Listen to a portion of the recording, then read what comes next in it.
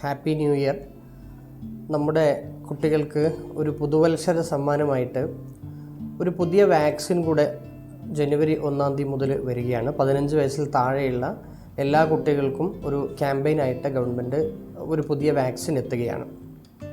ഇത് നമ്മൾ Japanese encephalitis എന്ന് പറയുന്ന അസുഖത്തിനെതിരെയുള്ള വാക്സിനാണ്. അപ്പോൾ സ്വാഭാവികമായും ഒരു പുതിയ വാക്സിൻ വരുമ്പോൾ നമുക്ക് ഒരുപാട് സംശയങ്ങളോ ആശങ്കകളൊക്കെ ഉണ്ടാകും.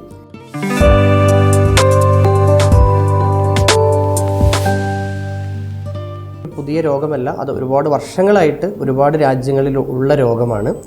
അത് പനി, അപസ്മാരം, ബോധക്ഷയം തുടങ്ങിയൊക്കെ ലക്ഷണങ്ങളായിട്ടാണ് വരുന്നത്. അത് പൊതുവെ കുട്ടികളെയാണ് ബാധിക്കുന്നത്. കുറച്ച് സങ്കീർണമായ അസുഖമാണ്. അത് അസുഖം വന്നതിൽ ഒരു 30% കുട്ടികൾക്ക് മരണം സംഭവിക്കാനും 40% കുട്ടികൾക്ക് അംഗവൈകല്യമൊക്കെ ഉണ്ടാവാൻ സാധ്യതയുള്ള അസുഖമാണ്.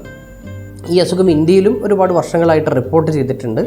കേരളത്തിലും മുമ്പ് ആലപ്പുഴ ജില്ലകളിലേക്കായിട്ട് റിപ്പോർട്ട് ചെയ്തിട്ടുണ്ട്. ഈ അസുഖത്തിനെതിരെ വർഷങ്ങളായിട്ട് നിലനിൽക്കുന്ന വാക്സിനാണ് ഈ ജാപ്പനീസ് എൻകഫലൈറ്റിസ് വാക്സിൻ. ഇത് ഇന്ത്യയിൽ ഏകദേശം 250ഓളം ജില്ലകളിലാണ് ഈ വാക്സിൻ കൊടുക്കുന്നത്. നമ്മൾ സാർവത്രികമായിട്ട് എല്ലാ കുട്ടികൾക്കും ഇത് കൊടുക്കാറില്ല.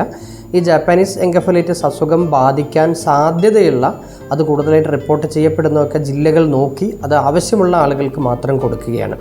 നമ്മുടെ കേരളത്തിൽ ആലപ്പുഴ, തിരുവനന്തപുരം ജില്ലകളിൽ ഈ വാക്സിൻ നേരത്തെ തന്നെ നമ്മുടെ ഗവൺമെൻറ് ഷെഡ്യൂളിൽ കൊടുക്കുന്നുണ്ട്.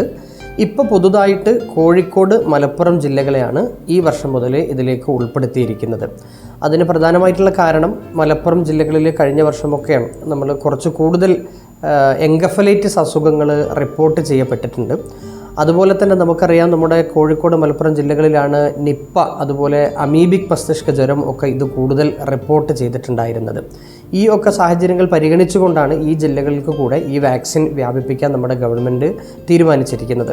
അപ്പം നമ്മൾ മനസ്സിലാക്കേണ്ടത്, ഇത് മുമ്പേ ഉള്ള, നമ്മളെ കോവിഡൊക്കെ വന്നപ്പോൾ നമുക്ക് ഒരുപാട് ആശങ്കകളൊക്കെ ഉണ്ടായിരുന്ന പോലെ പുതിയ വാക്സിനൊന്നുമല്ല, നേരത്തെ തന്നെ ഉള്ള വാക്സിനാണ്. നമ്മുടെ ഇന്ത്യയിൽ പല ജില്ലകളിലും കൊടുക്കുന്ന വാക്സിനാണ്. നമ്മുടെ ജില്ലകളിലേക്ക് ഇത് ഇപ്പോഴാണ് എത്തുന്നത് എന്ന് മാത്രം.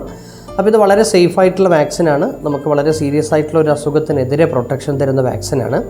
അപ്പോൾ നമ്മളെല്ലാവരും ഇതിൻ്റെ കാര്യങ്ങൾ മനസ്സിലാക്കി ആ വാക്സിൻ കൊടുക്കാൻ നമ്മൾ തയ്യാറാകുകയും അത് നമ്മൾ വിജയിപ്പിക്കുകയും ചെയ്യണം.